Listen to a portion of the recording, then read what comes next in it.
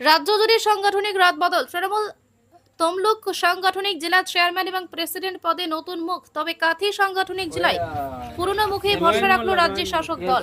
রাজ্য জুড়ে সাংগঠনিক রদবদল। পূর্ব মেদিনীপুরের তমলুক সাংগঠনিক জেলা তৃণমূল কংগ্রেসের নবনির্বাচিত সভাপতি হলেন সুজিত রায়। এই পদে ছিলেন বর্ষিয়ান তৃণমূল নেতা চিত্তরঞ্জন মাইতি এবং জেলা প্রেসিডেন্ট হন তমলুক পৌরসভার চেয়ারম্যান দীপেন্দ্র নারায়ণ রায়। এতদিন এই পদে ছিলেন অসিত বন্দ্যোপাধ্যায়। সুজিত রায় জানান, আগামী দিন তৃণমূল কংগ্রেসকে আরো শক্তিশালী করার লক্ষ্যে তিনি কাজ করবেন।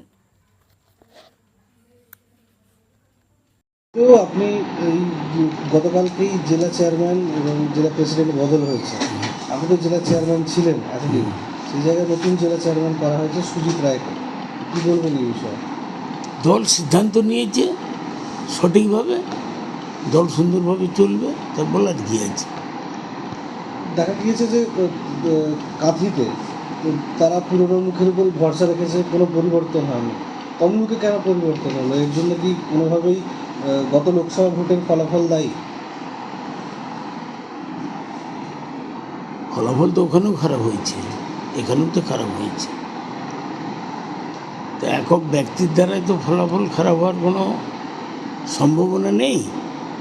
যাই হোক, দল যা সিদ্ধান্ত নিচ্ছে মাথা পিছু মেনে নিতে হবে প্রত্যেক দল করতে গেলে। সেই জায়গায় একই জেলার কাঁথিতে পুরনো মুখ রইল, সেই জায়গায় আপনাদেরকে পরিবর্তন করা হয়ে গেল।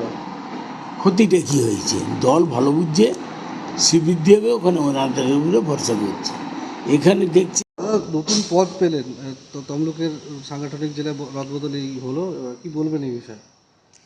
আমি কৃতজ্ঞতা জ্ঞাপন করি দলনেত্রী মমতা বন্দ্যোপাধ্যায়ের প্রতি এবং আমাদের সেনাপতি অভিষেক বন্দ্যোপাধ্যায়ের প্রতি, যে তারা আমাকে এই দায়িত্বটা দিয়েছেন। আপনারা সবাই জানেন যে মমতা বন্দ্যোপাধ্যায় আমাকে চেয়ারম্যান করেছিলেন তাম্রত পৌরসভার। তার সঙ্গে সঙ্গে তিনি এই পদটা দিয়েছেন। নিশ্চিতভাবে আমি দায়িত্বের সঙ্গে এই দায়িত্ব পালন করব। দায়িত্ব বাড়লো, চাপও বেড়েছে, আগামী 26-এ বিধানসভা নির্বাচন রয়েছে, সেইটাকেই পাখির চোখ করে কি রদবদল মনে হচ্ছে? এটা দলের উচ্চতম নেতৃত্ব বলতে পারবেন। তো আমি দলের একজন সৈনিক, আমাকে যে দায়িত্ব দেওয়া আছে সেই দায়িত্ব আমি দাদা, কাঁথি সাংগঠনিক জেলা, সেখানে কোনো রদবদল করা হয়নি, সেখানে তমলুকে করা হলো। এটা দলের যারা নেতৃত্ব তারা বলতে পারবেন। এই বিষয়ে আমি কোনো কথা বলতে চাই না।